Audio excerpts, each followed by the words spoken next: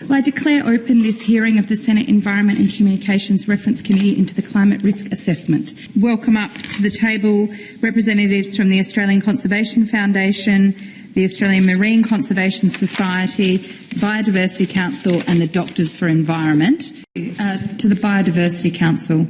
Thank you, Chair and members of the committee. The National Climate Risk Assessment has sounded a stark warning for Australia's incredible biodiversity. Our natural environment faces the highest risk level currently, at high to very high, and that raises to severe. Our forests, grasslands, wetlands and ocean, which act as carbon sinks and safeguard our way of life, are already being fundamentally altered by the scale and speed of climate damage. Climate impacts don't devastate biodiversity in and of themselves. There are a range of other drivers of biodiversity decline: habitat destruction, invasive species, fire and pollution, and they all combine with devastating effect.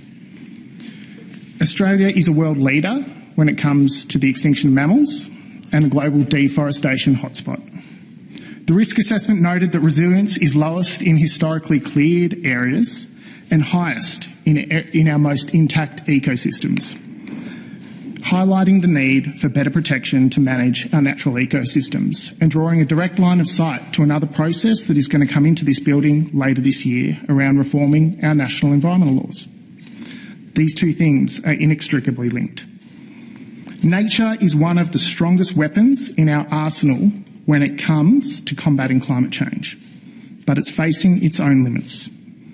Without stronger action, both in terms of nature protection and climate, biodiversity and climate risks will accelerate. Degradation of our natural environment, as made patently clear in the report released yesterday, will have flow-on effects on other social and economic systems, from the farm gate to the schoolyard to corporate boardrooms. We need stronger protections for intact ecosystems, critical habitats, including climate refugia. And critically, we need a significant increase in Commonwealth investment in biodiversity protection. The adaptation plan released yesterday talks to a number of existing programs that are designed to protect biodiversity, but currently only 6 cents out of every $100 of Commonwealth expenditure hits the ground for biodiversity protection. There is a huge scope for increasing ambition and investment in protecting nature, and that will have huge benefits for building a more resilient and more adaptable country. Thank you. Thank you. Mr Trezise, we're already in an extinction crisis. Australia's already an extinction hotspot. What occurs to those species if we get to 3 degrees of warming? Well, the risk assessment makes it pretty clear that species will either have to be able to move or be assisted in moving, or they'll simply disappear. And that's the reality of a high warming scenario for nature.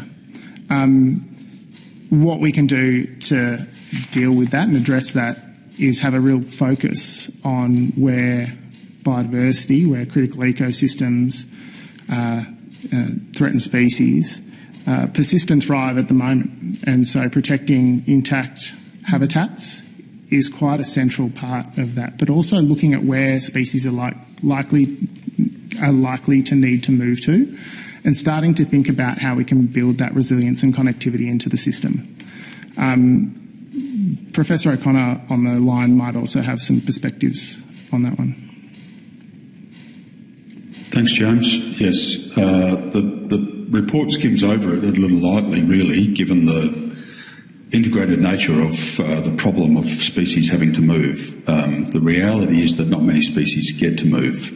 They're often living within envelopes that are otherwise controlled by competition and other challenges of biotic and abiotic environments. And so what we'll find is that we essentially depauperate those areas where climate is forcing movement because we won't be able to stay ahead of that. In southern Australia, within the wheat belt, we've shown that climate velocities for many species now are at between 1 and 9 kilometres a year, so that their ranges are essentially rushing out of the climate changed areas into areas but they quickly come up against barriers of lack of connectivity and the agricultural matrix, and so unable to move, they're really just going to come to a really depauperate state. Yes, it's horrifying that we're sleepwalking into this, or rather having government decisions actively send us and nature to the wall. So I think my question is to Mr. Trezise regarding the nature repair market. There's an acceptance in government that we can't fix the biodiversity crisis on our own, and the nature repair market was a mechanism designed to crowd in philanthropy, private investment. I just wonder if you could talk us through the work your organisation has done towards this, establishing this, and what it means once it's up and running. Of course, it's had one disbursement, one registration for biodiversity and repairing nature. Sure. I'll throw to Professor O'Connor as well, because he's done a lot of work around markets in particular. The Biodiversity Council engaged in the development of the nature repair market itself, but our work was largely framed around: will it work? How can it work? What's the optimal design for it? You mentioned the word crowd in, and we're not seeing a lot of crowding in at the moment. We were really concerned initially when the provision for biodiversity offsets was potentially floated going into the nature repair market, because all of a sudden you create this environment where nature destruction is inevitably tied to funding nature repair, and you want to break that cycle. So there is definitely going to need to be a crowding in.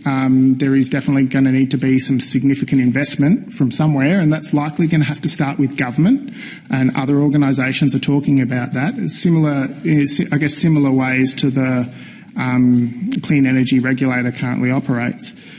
The challenge for biodiversity, though, and I'll go to Professor O'Connor after this point, is that we need to break this narrative that there is nothing more that the Australian government can do.